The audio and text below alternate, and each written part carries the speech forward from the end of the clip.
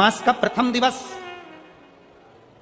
जिस दिन नरसिंह भगवान की प्रागट्यता हुई, अधिक मास का प्रथम दिवस जिस दिन नरसिंह भगवान प्रकट हुए, चारों तरफ जब क्रोध किया गया, चारों तरफ आपको कहा था पंचमी, अष्टमी, एकादशी, प्रदोष, शिवरात्रि, अमावस्या, पूर्णिमा, इस दिन ये 7 दिवस आपको बताए थे और कहा गया था कि 5-5 दिए लगाना शाम के समय पर, बन सके उन दिए को लंबी बाती का। कौन सी बाती का? जम के बोलो जरा। लंबी बाती का।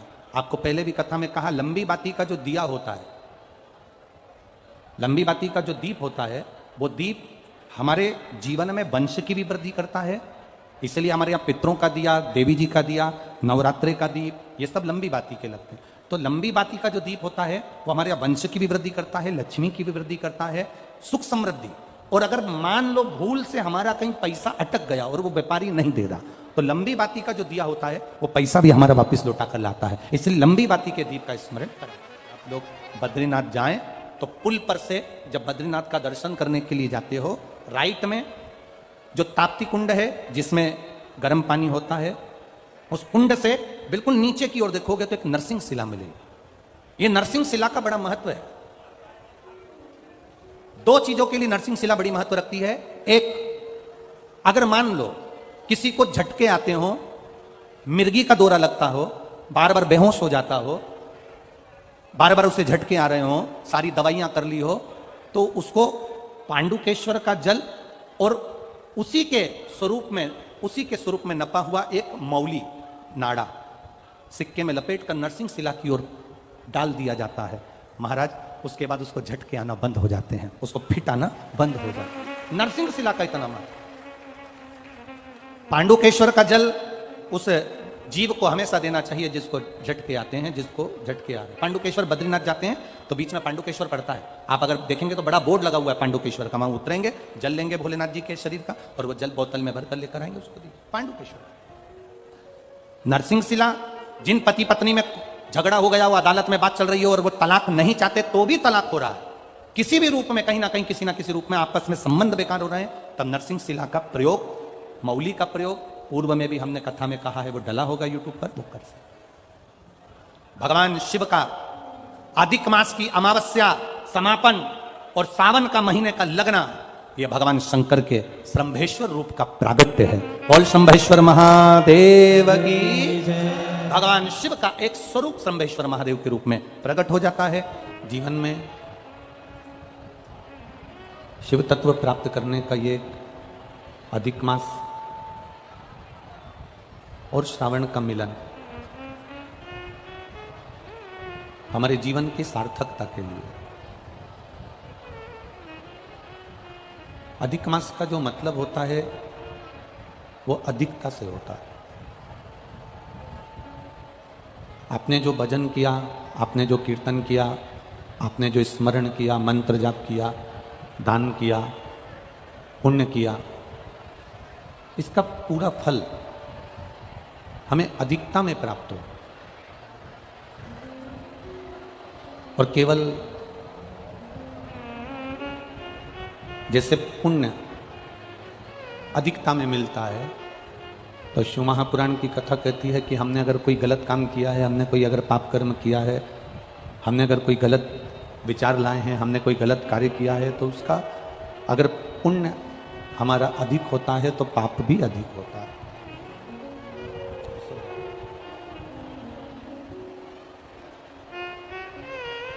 अगर हमारा पुण्य, हमको अधिक मास के अवसर पर भजन का पुण्य ज़्यादा मिल रहा है, भक्ति का पुण्य ज़्यादा मिल रहा है, मंत्र जाप का पुण्य ज़्यादा मिल रहा है, नाम जाप का पुण्य ज़्यादा मिल रहा है, तो फिर अगर हमने कोई गलत कार्य किया है, हमने अगर झूठ बोला है, किसी को नुकसान किया है, किसी को अपशब्द कहे हैं, किसी को ताने दिए हैं, किसी को आड़ा टेढ़ा बोला है, तो उसका पाप भी तो हमारा दुगना होगा, उसका पाप भी तो हमारा अधिक होगा।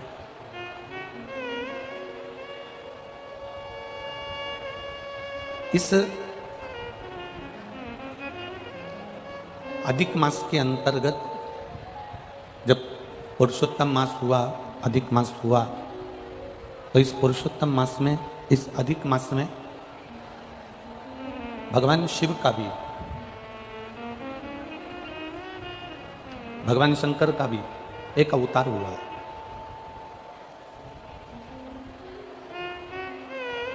शिव जी का एक अवतार यही सावन और अधिक के अंतर्गत हुआ। अधिक मास मतलब पुरुषोत्तम, पुरुषोत्तम मास मतलब जिसको लोग मलमास कहते थे, उसको पूछते नहीं थे, उसको सम्मान नहीं करते थे, उसको आदर नहीं करते थे, उसको सत्कार नहीं देते थे। आपको पहले भी शिव महापुराण की कथा के अंतर्गत वर्णन किया गया है कि भगवान शिव के कई रूप, भगवान शंकर के कई स्वरूप संपूर्ण विश्व के कल्याण के लिए प्रकट हुए।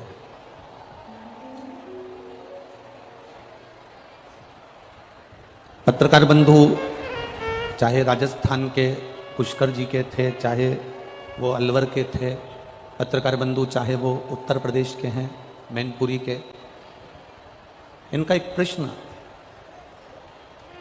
यह अधिक मास और सावन के चलते हुए इनके भीतर एक प्रश्न रहा है कि आखिर दो सावन का, सावन में अधिक मास का इतना महत्व क्यों है?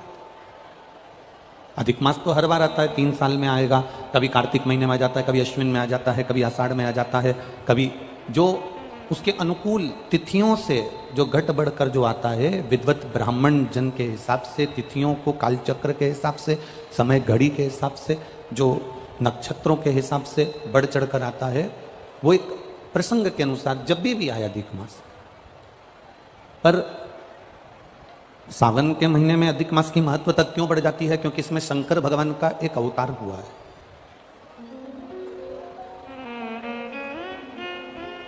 शिव जी का एक स्वरूप, भगवान देवाधिदेव महादेव का एक स्वरूप इस सावन के महीने के अधिक मास के मिलन पर भगवान शंकर का एक स्वरूप प्रकट हुआ। भगवान शंकर का एक स्वरूप जनमानस के कल्याण के लिए प्रकट हुआ। और केवल